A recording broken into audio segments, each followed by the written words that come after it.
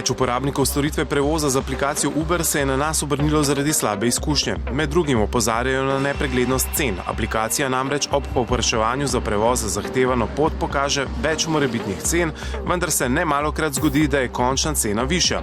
Ob tem pa naj bi se pogosto dogajalo, da vozniki ne vklapljajo taksimetrov in ne izdajajo računov. V podjetju Uber se na naša vprašanja po elektronski pošti in na telefonske klice niso odzvali. Zato smo se odločili, da bomo njihovo storitev preverili sami. Ob naročilu prevoza smo v aplikaciji izbrali najnižjo ponujeno ceno. Ta je znašala med 3 in 4 evri.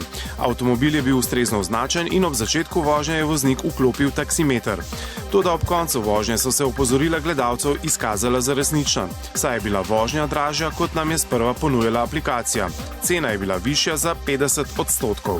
Identično razdaljo smo prevozili tudi znanim ljubljanskim taksi prevoznikom, ki svojo storitev ponuja tudi preko aplikacije. Vožnja je bila prav tako opravljena korektno, je pa bila končna cena nižja od tiste, ki nam jo je zaračunal Uber. Nepreglednost cen pa ni edina kritika na račun znane spletne platforme.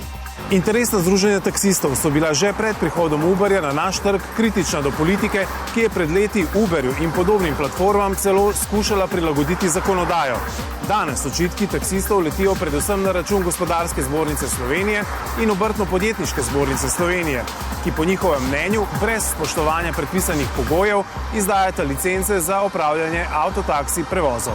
Odpreš SP, imaš 280 ali 300 evrov, priješ v obrtno zbornico, izpolniš papirje avtogospodarsko, daš potrdilo, da si plačal za licenco in dobiš licenco. Ne, lahko vsak vozi, ki ima SP, nobenega preverjanja. To ne drži, vsi naši postopki potekajo po enakem sistemu.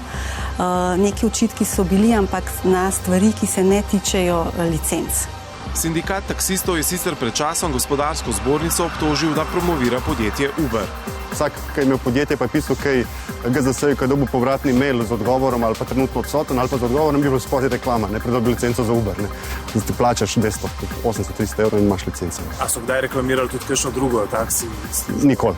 Je pa res, da smo na začetku, ko je Uber prišel v Slovenijo, prejeli veliko vprašanj podjetij oziroma fizičnih oseb, ali je potrebna licenca za Uber prevoze, kakšni so pogoji. Zato smo takrat dali tudi v eno objavo. Taksisti tudi opažajo, da nekateri Uberjevi vozniki vozijo brez taksijev znak, zaradi česar so nedosegljivi državnim inšpekcijam. Preverili smo pri tržnem inšpektoratu, kjer so nam potrdili, da so do zdaj zoper ponudnika Uber prejeli 3 prijave. Postopki še niso zaključeni, zato nam več informacij niso posredovali. Z več podatki so nam postregli na finančni upravi.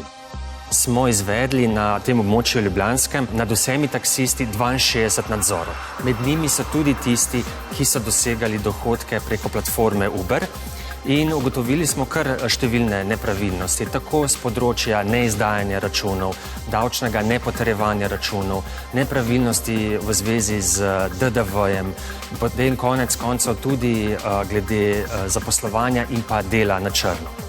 Furs je v vseh obravnavanih primerih kršiteljem naložil za 92 tisoč evrov glob. Koliko je bilo med njimi voznikov, ki delajo za Uber, nam zaradi tajnosti podatkov niso mogli povedati. Povejmo le, da je voznikov, ki delajo za platformo Uber, več kot 100. Še to, z 9. marcem je podjetje Uber voznikom zvišalo provizijo za storitev z 10 na 20%, kar bi lahko privedlo do višje cene prevozov in še dodatno spodbudilo nedovoljeno poslovno ravnanje.